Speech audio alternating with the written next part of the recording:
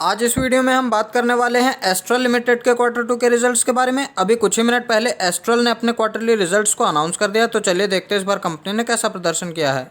तो सबसे पहले देख लेते हैं, कंपनी ने अपने शेयर होल्डर्स के लिए ₹1.25 प्रति शेयर का डिविडेंड अनाउंस किया है।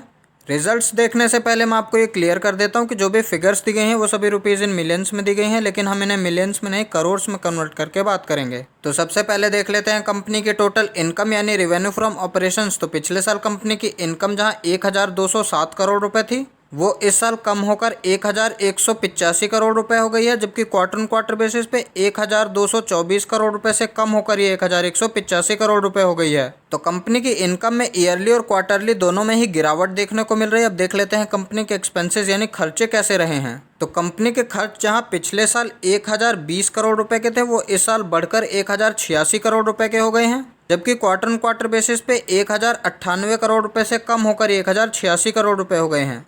अब इनकम में से एक्सपेंसेस को माइनस करेंगे तो हमें मिलेगा प्रॉफिट। तो देख लेते हैं इस बार कंपनी ने कितना प्रॉफिट जनरेट किया है।